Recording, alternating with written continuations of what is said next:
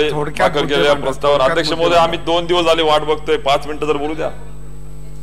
अध्यक्ष महोदय या प्रस्तावाला मी पाठिंबा देण्यासाठी या ठिकाणी उभा आहे. अध्यक्ष महोदय आज आणि काल अनेक अनुभवी सदस्यांनी या ठिकाणी आपले मत या कर्जमाफीच्या अनुषंगाने काही विरोधी मत या ठिकाणी मांडण्यात आले. अध्यक्ष महोदय खऱ्या अर्थानं आमच्या सारख्या नवीन सदस्यांनी ज्यावेळेस कर्ज माफीच्या अनुषंगाने प्रस्ताव ज्यावेळेस सुरू झाला, या सभागृहातले ज्येष्ठ सदस्य ज्यांनी 30-25 वर्ष या सभागृहात काम केलं, 2008-9च्या कर्जमाफीचे जे साक्षीदार होते, सुरुवातीच्या कालच्या मिनिटामध्ये त्यांनी नियमाचा आधार धरून त्या ठिकाणी कुठेतरी प्रस्तावामध्ये सबमर्ज करण्याचा त्या ठिकाणी आग्रह धरला. त्यावेळेस आमच्या सारख्या सदस्यांना अपेक्षा अशी की हे अत्यंत विद्वान अनुभवी सदस्य, यांच्याकडून आम्हाला काय घेता येईल, यांच्या अनुभवातून काही घेता येऊन मतदारसंघात जाता येईल का. पण हे सदस्य या ठिकाणी केवळ आता प्रस्ताव आल्यानंतर ते हाऊसची प्रॉपर्टी असल्यावर त्यावर कर्जमाफीचा विषय असल्यावर चर्चा करायचं सोडून दिलं आणि या ठिकाणी कुठेतरी श्रेयाच्या भानगडीत अडकली की काय, हा प्रश्न आमच्या सदस्यांच्या मनामध्ये येतो. अध्यक्ष महोदय कर्जमाफीच्या अनुषंगाने मी केवळ सत्ताधारी पक्षाचा आमदार म्हणून अभिनंदन करण्यासाठी या ठिकाणी उभा नाहीये. जे सत्य आहे, जी वस्तुस्थिती आहे ती आपल्या पुढे या ठिकाणी मांडणार आहे. अध्यक्ष महोदय आज या ठिकाणी वीरेंद्रजी जगताप जरी मधून मधून बोलत असले, अध्यक्ष महोदय वस्तुस्थिती आज त्यांना सर्वत नाही. अध्यक्ष महोदय आज या ठिकाणी जर बघितलं यांना काय भीती वाटते मला कळत नाही. मगाशी आपले सरकार ऑनलाईन म्हटलं की यांना भीती वाटते, बॅलेट मशीन म्हटलं की भीती वाटते, यांना सगळं भीती वाटते. मला काही कळत नाही इतकी काय भीती मनामध्ये आहे मला काही कळत नाही. अध्यक्ष महोदय पण वस्तुस्थिती अशी अध्यक्ष महोदय की आज 2008-9च्या कर्जमाफीच्या वेळेस ज्या वेळेस तुम्ही सत्तेमध्ये होते, ज्या वेळेस खऱ्या अर्थानं खानदेश, विदर्भ, मराठवाडा आमचा सफर झाला त्यावेळेस पश्चिम महाराष्ट्राला 60% कर्जमाफी तुम्ही त्या ठिकाणी रक्कम घेतली. त्यावेळेस जर न्याय दिला असता मराठवाड्याला, विदर्भाला, उत्तर महाराष्ट्राला, तर आज माझ्या शेतकऱ्यांवर आत्महत्येची वेळ आली नसती. अध्यक्ष महोदय आकडेवारी सहित या ठिकाणी सांगतो अध्यक्ष महोदय 60%ची कर्जमाफी पश्चिम महाराष्ट्रात गेली, केवळ फक्त 12% आमच्या मराठवाड्याला, 18% विदर्भाला त्या ठिकाणी आली.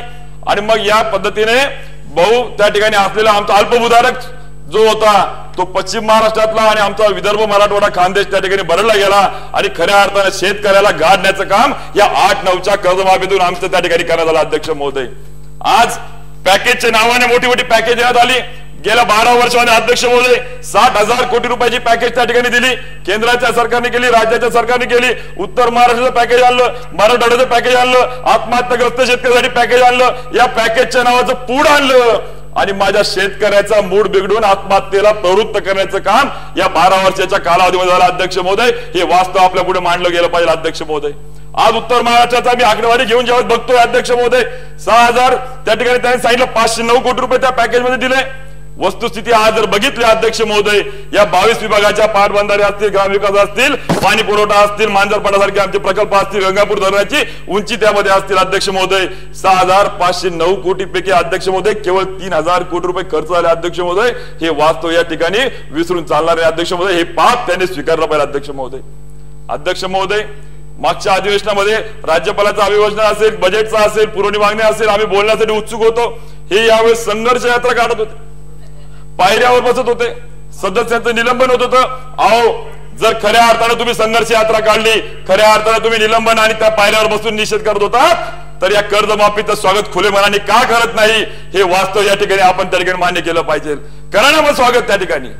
मग त्या ठिकाणी तुम्ही अल्पभूधारकांना ज्यावेळेस दिलं गेलं त्यावेळेस काय नाही मांडलं, जेव्हा तुमच्या हातामध्ये सत्ता होती. अध्यक्ष महोदय आणि म्हणून अध्यक्ष महोदय मी मुख्यमंत्री महोदयांचं यासाठी अभिनंदन करतो. अध्यक्ष महोदय की ह्या कर्जमाफी देत असताना एका बाजूला राज्याच्या तिजोरीकडे लक्ष दिलं आणि दुसऱ्या बाजूला तो दानत विषय आता सन्माननीय जयंत पाटील सदस्यांनी काढला. ती दानत पण होती की माझा अडचणीत असलेल्या शेतकऱ्याला त्या ठिकाणी कशा पद्धतीने त्या ठिकाणी उभं करता येईल. अध्यक्ष महोदय सगळेजण कालपासून कांगवा करतायत ऑनलाईन. मला काही कळत नाही की आज यांचा अनुभव यांनी मांडला पाहिजे. अध्यक्ष महोदय हे सन्माननीय सदस्य सांगतात अध्यक्ष महोदय की आम्ही चुकलो म्हणून आम्ही तिकडे बसलो, आम्ही त्याचे परिणाम भोगतोय आणि मग त्यांचा अनुभव सांगायचं सोडून दिलं. अध्यक्ष महोदय मागच्या कर्जमाफीचा अभ्यास ज्यावेळेस केला, कॅगचा रिपोर्ट या ठिकाणी घेऊन आला. अध्यक्ष महोदय कॅगचा रिपोर्ट सांगतोय यांनी 120 कोटी रुपये चुकीच्या ठिकाणी दिलेली कर्जमाफी वसूल करण्याचे आदेश कॅगने त्या ठिकाणी केला. अध्यक्ष महोदय आणि मग माझ्या राज्यातला कराचा पैसा सर्वसामान्यांचा कराचा पैसा, आम्ही रखवलेला असले 288 सदस्यांचे पवित्र सभागृह, याचा जर कराचा पैसा जर चुकीच्या ठिकाणी जात असेल तर या कर्जमाफीचा त्या ठिकाणी मला असं वाटतं सर्वसामान्य उपयोग होणार नाही. म्हणून मुख्यमंत्री महोदयांनी सांगितलं की जो प्रामाणिक आहे, जो खरंच सपोर्ट होत आहे, तो या ठिकाणी या सिस्टीम मध्ये आला पाहिजे. पण जर चुकीचा शेतकरी जो सपोर्ट होत नसेल, जो खरोखर शेतकरी नसेल पण या ठिकाणी येत असेल, तर तोही या सिस्टीम मध्ये येता कामा नये. म्हणून या ठिकाणी ही सिस्टीम ठेवली, याचा पण यांना त्रास होतो अध्यक्ष महोदय. आणि म्हणून मला असं वाटतं अध्यक्ष महोदय की या कर्जमाफीच्या अनुषंगाने मुख्यमंत्री महोदयांनी या ठिकाणी जे धोरण स्वीकारलं अध्यक्ष महोदय, की या अनुषंगाने मी फक्त 2 मिनिटं मी बोललो अध्यक्ष महोदय, की खरं आहे आता आमचे सन्मान्य सदस्य खेडेकर साहेब जे बोलले की केवळ कर्जमाफी हा उपाय नाहीये, हा एक पर्याय म्हणून आपण त्यामध्ये करतोय. पण अध्यक्ष महोदय सातत्याने कर्जमाफीपेक्षा कर्जमुक्तीकडे पावलं टाकली पाहिजे, हा या आपल्या सरकारचा आणि मुख्यमंत्री महोदयांचा आग्रह त्या ठिकाणी अध्यक्ष महोदय. आज जर आपण बघितलं की या ठिकाणी आपण जर विचार केला की यशवंतराव चव्हाणांचं जन्मशताब्दी वर्ष गेल्या 2 वर्षापूर्वी साजरं केलं, या सहकाराची वाताहत केली, सहकारातून स्वाकार झाला, एनसीडीसीच्या हजारो नव्हे त्या ठिकाणी अरबो करोड रुपयाचं त्या ठिकाणी खेळवण करून आमच्या पैशाच्या कराच्या पैशाच्या केंद्राच्या पैशातून सहकारातून राजकारण केलं गेलं अध्यक्ष महोदय. परिणाम स्वरूप आज या ठिकाणी जो भरला जातोय शेतकरी, या मागच्या धोरणांचं पाप आज तुम्हाला आम्हाला सर्वसामान्य शेतकऱ्यांना या ठिकाणी भोगावं लागतं अध्यक्ष महोदय. आणि म्हणून मुख्यमंत्री महोदयांचा जो आग्रह आहे की कर्जमाफीपेक्षा कर्जमुक्तीकडे पावलं टाकली गेली पाहिजे, कर्जमाफी करत असताना त्याला कर्जमुक्तीच्या दृष्टीने नेलं पाहिजे. आणि म्हणून जलयुक्त शिवार सारखं एक जन आंदोलन उभारलं अध्यक्ष महोदय. 500 कोटी रुपये लोकसभा त्या ठिकाणी मिळतो अध्यक्ष महोदय. अतिशय 2 महत्वाच्या सूचना मी या ठिकाणी करेल अध्यक्ष महोदय. अध्यक्ष महोदय आज या ठिकाणी आपण जर बघितलं पुरेशा पाण्याची वाहनवा त्या ठिकाणी आहे, 60 वर्षावर आम्हाला पाणी नाही अध्यक्ष महोदय.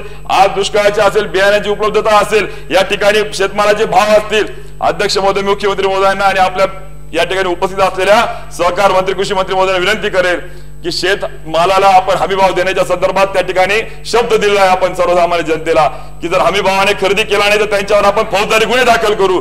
ते धोरण या ठिकाणी या अधिवेशनामध्ये आणलं पाहिजे आणि जनतेला दिलेला शब्द पूर्ण केला पाहिजे. मला खात्री आहे संवेदनशील असलेलं आपलं सरकार निश्चितपणे त्या ठिकाणी ते धोरण आणेल आणि त्या ठिकाणी हमीभावापेक्षा कमी भावात जर कोणी माल घेत असेल तर त्यावर फौजदारी गुन्हे दाखल करण्याचं धोरण अध्यक्ष महोदय अतिशय महत्त्वाच्या सूचना आहे. अध्यक्ष महोदय बियाण्याच्या संदर्भामध्ये या ठिकाणी संशोधन करण्याची गरज आहे अध्यक्ष महोदय. कमी पाऊस आला तर आम्हाला उत्पन्न येत नाही, जास्त पाऊस आला तर त्या ठिकाणी उत्पन्न त्या ठिकाणी मिळत नाही, मध्ये 2 पावसातलं अंतर कमी राहिलं जास्त राहिलं तरी सपोर्ट होतो अध्यक्ष महोदय. यावर संशोधन करण्याची नितांत गरज आहे अध्यक्ष महोदय. आणि म्हणून कर्जमुक्तीकडे जात असताना, शाश्वत गुंतवणूक करत असताना, शेतकऱ्याला सक्षम करण्याची व्यवस्था उभारत असताना या दृष्टिकोनातून उलट सगळ्यांचा अनुभव घेऊन राजकारण बाजूला ठेवून या अधिवेशनातून शेतकऱ्यांसाठी काही आम्ही सक्षम व्यवस्था उभारू शकतो का, या अपेक्षा सर्वसामान्य शेतकऱ्याला आहे. तुम्ही आणि मी, आपण आणि तुम्ही या बाजूला त्या बाजूला करण्यापेक्षा आपण सगळे मिळून तुमचा अनुभव घेऊन काही व्यवस्था उभारू शकतो का अध्यक्ष महोदय, या दृष्टिकोनातून पावलं टाकणं अत्यंत गरजेचं अध्यक्ष महोदय. अध्यक्ष महोदय ज्या ठिकाणी शेतकऱ्याला मागच्या वर्षी आपण पुनर्गठनाची सिस्टम दिली त्याला आपण या व्यवस्थेत बसवलं, तो सुद्धा या व्यवस्थेतून बाहेर जाता कामा नये अध्यक्ष महोदय. त्यालाही या ठिकाणी समावेश करून कर्जमाफी त्या ठिकाणी घेतला गेलं पाहिजे, म्हणजे खऱ्या अर्थानं आपण शेतकऱ्याला त्या ठिकाणी तारण असल्याचा विश्वास त्या ठिकाणी निर्माण होईल अध्यक्ष महोदय. अध्यक्ष महोदय जी सन्मानित जयंत पाटील सदस्यांनी जी सूचना केली खरोखर आहे अध्यक्ष महोदय, ते कायदा ते धोरण मजजवळ आहे अध्यक्ष महोदय. जर 8 क्रमांक 3 जर शिथिल केली असती 85,000 शेतकरी आपले कर्ज ज्या सोने तारण कर्जातून जे सफर होत आहेत ते निश्चितपणे झाले असते. मी मुख्यमंत्री महोदयांना विनंती करतो की सावकारी कर्जातून जर त्या ठिकाणी मुक्त करायचं असेल तर 8 क्रमांक 3 शिथिल करून 85,000 शेतकऱ्यांना 121 कोटी रुपये की जे बजेटमध्ये प्रोव्हिजन आहे, जो आपला शब्द आहे त्या पद्धतीने दिले गेले तर ते 81,000 शेतकऱ्यांना बेनिफिट त्या ठिकाणी होऊ शकतो. अध्यक्ष महोदय 1 सेकंड फक्त अध्यक्ष महोदय या अनुषंगाने मला एवढंच म्हणायचं आहे अध्यक्ष महोदय की आज या शेतकऱ्याला तारायचं असेल, या जगाचा आपला पोशिंदा म्हणून आपण त्याला बोलतो अध्यक्ष महोदय, बोलू द्या अध्यक्ष महोदय. या ठिकाणी आज आपण बघितलं की आज केदार साहेब मला फक्त आपल्याला 2च सूचना त्या ठिकाणी करायच्या, एक पुनर्गठित शेतकऱ्याची, दुसरी सावकाराच्या अनुषंगाने, तिसरी या ठिकाणी जो शेती पद्धतीमध्ये स्वर्गीय नानाजी देशमुख या ठिकाणी अध्यक्ष महोदय यांनी कुठल्याही पद्धतीने ड्रीपचं धोरण केलं नाही. मी अभिनंदन सरकारचं यासाठी करेल की ऊसाच्या शेतीसाठी ड्रीपचं धोरण तयार केलं. अध्यक्ष महोदय एक महत्वाचा मुद्दा अध्यक्ष महोदय आज आपण आधुनिक शेतीकडे जातोय अध्यक्ष महोदय. आज आपण त्या ठिकाणी पद्मश्री मिळवलेल्या सुभाष पाळेकरांचा त्या ठिकाणी कुठे सल्ला घेत नाही। आज आपण ज्या पद्धतीने शाश्वत शेती स्वर्गीय नानाजी देशमुखांनी जो मंत्र दिला त्याचा आपण वापर करत नाही अध्यक्ष महोदय। परिणाम स्वरूप अध्यक्ष महोदय 2 बैलांनी नांगरणारी शेती आज 55 हॉर्स पॉवरचा ट्रॅक्टर घेऊन आपण नांगरायला लागतो, याचा विचार करण्याची वेळ आली अध्यक्ष महोदय। ही वेळ का आली अध्यक्ष महोदय? आणि म्हणून मूलभूत माती, पाणी, इनपुट, बियाणं या संदर्भात अध्यक्ष महोदय ही गंभीर या ठिकाणी लक्षात घ्या अध्यक्ष महोदय। आज या ठिकाणी मंत्री महोदय, कृषी मंत्री आणि सहकार मंत्री महोदय या सगळ्या सूचनांचा या ठिकाणी अभ्यास करून जर खऱ्या अर्थानं शाश्वत पर्याय घेऊन व्यवस्था उभारली तर माझा शेतकरी या ठिकाणी या कर्जाच्या कायद्यातून बाहेर पडेल, अन्यथा ही मलमपट्टी माझ्या शेतकऱ्यांना त्या ठिकाणी अनुभवणे अध्यक्ष महोदय। आणि म्हणून आज जाता जाता फक्त 1 सेकंड अध्यक्ष महोदय, एक छोटी कविता त्या ठिकाणी आहे ती म्हणतो आणि माझं या ठिकाणी शब्द थांबवतो अध्यक्ष महोदय। अध्यक्ष कविता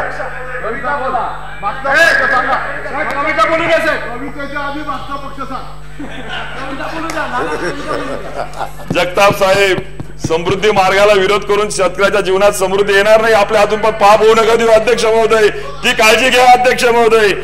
कष्ट करूनी घाम गाळूनी पिकवी तू माणिक मोती, कष्ट करूनी घाम गाळूनी पिकव तू माणिक मोती, आम्ही तुझ्या पाठी उभे सावकारी गाडायला, दोरही सोडायला आणि कर्जही सारे फेडायला, परत उभा राहणार बळीराजा, कारण त्याच्या डोक्यावर नसेल कर्जाचा बोजा। धन्यवाद।